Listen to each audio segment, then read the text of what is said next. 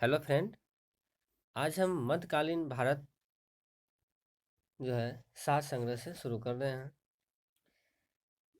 जैसा कि आप जानते हैं कि प्राचीन भारत से संबंधित जो महत्वपूर्ण प्रश्न थी वो सात संग्रह से हो गई है। इसी क्रम में आगे बढ़ते हुए हम मध्यकालीन भारत के बारे में पढ़ेंगे। तो हम लोग पहले पूर्व मध्यकाल उत्तर भारत के बारे में पढ़ते हैं। मोहम्मद बिन कासिम ने किस वर्ग को जजिया कर से जो है पूर्णतः मुक्त रखा था? ब्राह्मणों को। मोहम्मद बिन कासिम ने किस वर्ग को जजिया कर से पूर्णतः मुक्त रखा था? तो ब्राह्मण को वो मुक्त रखे थे। किस ग्रंथ के उल्लेख के आधार पर यह माना जाता है कि मलेच्छों के अत्याचार से त्रस्त होकर महर्षि वशिष्ठ ने किससे? तो मलेच्छों से, मतलब मलेच्छ जो थे उसके अत्याचार से त्रस्त किसने? महर्षि वशिष्ठ ने। ठीक है।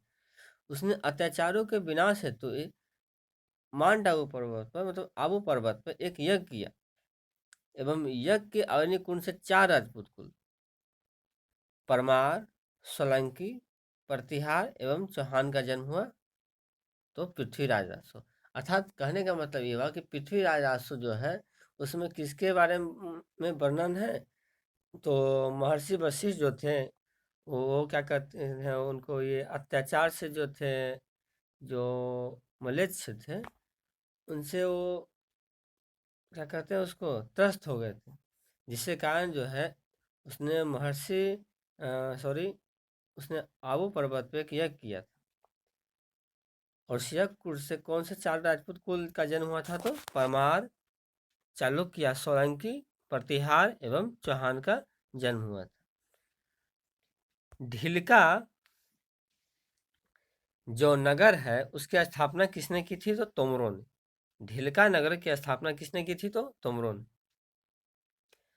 उस शासक का नाम क्या है जिसने विजय स्तंभ या कीर्ति स्तंभ का निर्माण कराया था? तो राणा कुंभा। राणा कुंभा जो थे विजय स्तंभ या कीर्ति स्तंभ का निर्माण करवाया था।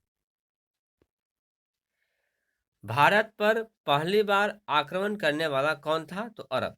भारत पर सर्वप्रथम आक्रमण किसने किया था? तो अरब ही आक्रमण किए थे। तथा प्राचीन काल में किसने किए थे?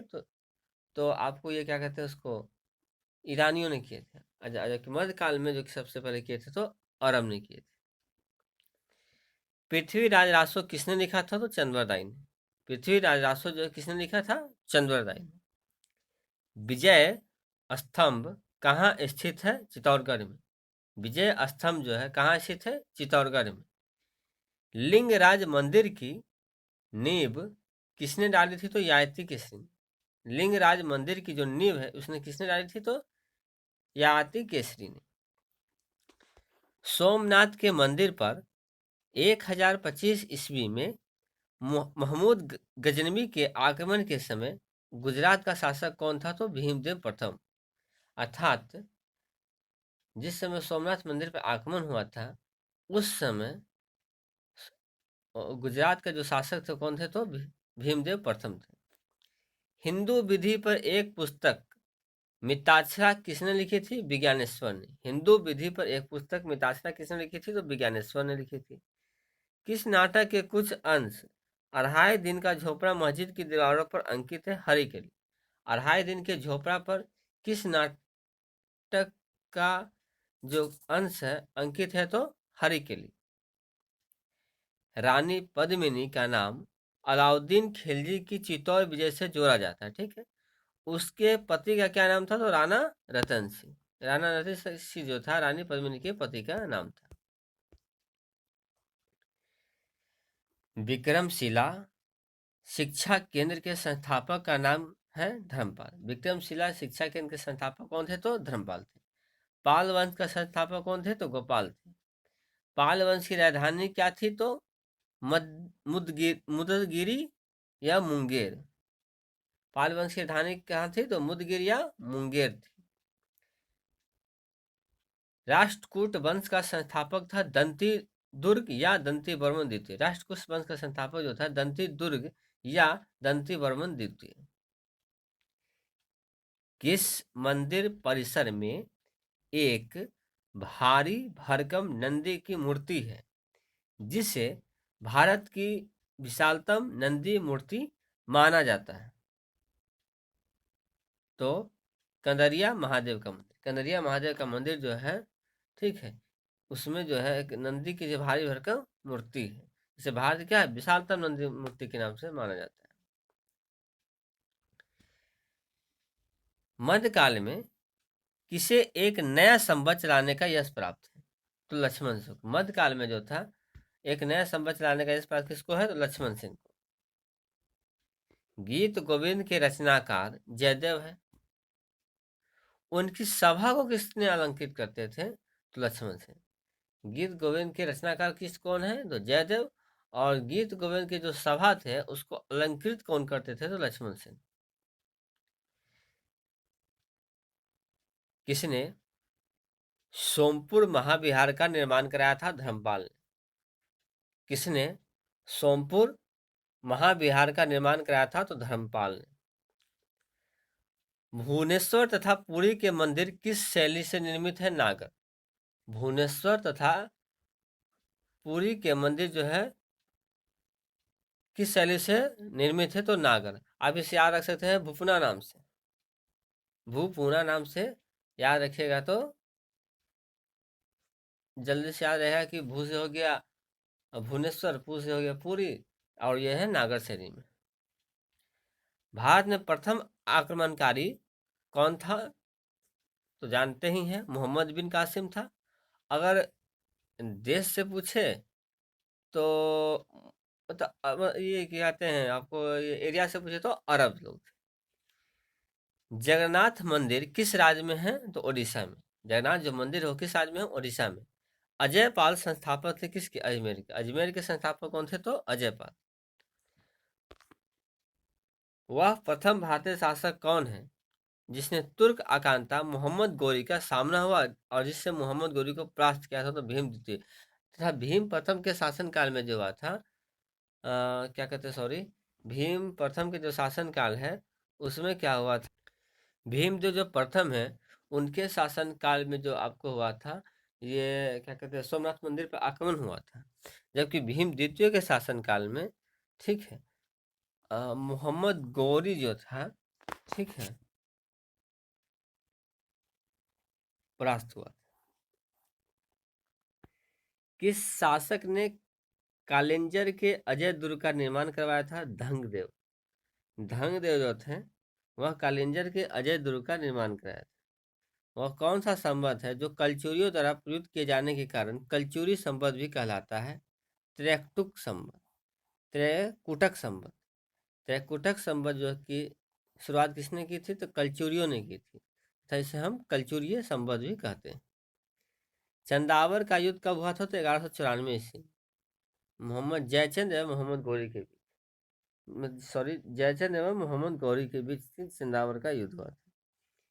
नैषेध चरित और खंड खाद्य के रचयिता श्रीहर्ष किस शासक के राजकवि थे? तो पहली बात, नैषेध चरित और खंड खाद्य के रचयिता कौन है? तो श्री हर्ष है।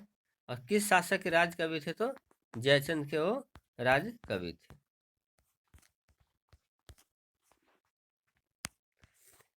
लिंगराज मंदिर किस शहर में अवस्थित है? तो भुवनेश्वर में। लिंगराज जो मंदिर है वह किस शहर में अवस्थित है? तो भुवनेश्वर में। किस पाल शासक को गुजराती कवि सोरढल ने उत्तरापद स्वामीन कहा है? धर्मपाल को। धर्मपाल को जो है उत्तरापद स्वामिनी कहा है। 9वीं सदी में भारत आए अरब यात्री सुलेमान ने किस समाज को रूहमा कहकर संबोधित किया था? तो पाल। पाल शासक को रूहमा के नाम से भी जानते थे, और इस रूहमा को किसने कहा था? तो अरब यात्री सुलेमान ने। सेन वंश का संस्थापक कौन थे? तो सामंत सेन। सेन वंश के संस्थापक थे सामंत सेन। किस विदेशी यात्री ने गुर्जर प्रतिहार वंश को अल गुर्जर एवं इस वंश के शासकों को बौरा कहकर पुकारा था? गुर्जर प्रतिहार वंश के शासक को अल गुर्जर कहा था और इस वंश के शासक को बौरा कहकर पुकारा था। तो अल मसूदी ने, अल मसूदी जो थे वो गुर्जर प्रतिहार वंश के को जो है अल गुर्जर कहे थे तथा उनके शासक को बौरा कहे थे। जैन वास्तुकला का प्राचीनतम उदाहरण मिलता है दिलवारा।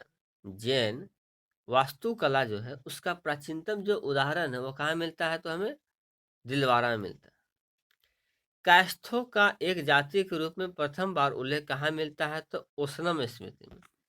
कायस्थों का एक जाति के रूप में प्रथम बार उल्लेख कहाँ मिलता है? तो ओशनम स्मृति में। राष्ट्रकूट वंश की राजधानी कहाँ थी? मालखंड या मान्यखेत। राष्ट्रकूट वंश जो थी उसकी राजधानी कहाँ थी? मालखंड या मानखेत। मोढेरा का सूर्य मंदिर किस राज्य में स्थित है? गुजरात में। मोढेरा का जो सूर्य मंदिर है वो किस राज्य में स्थित है? तो गुजरात में। ताम्रपत्र लेख यह दर्शाते हैं कि प्राचीन काल में बिहार के राजाओं का संपर्क किससे था?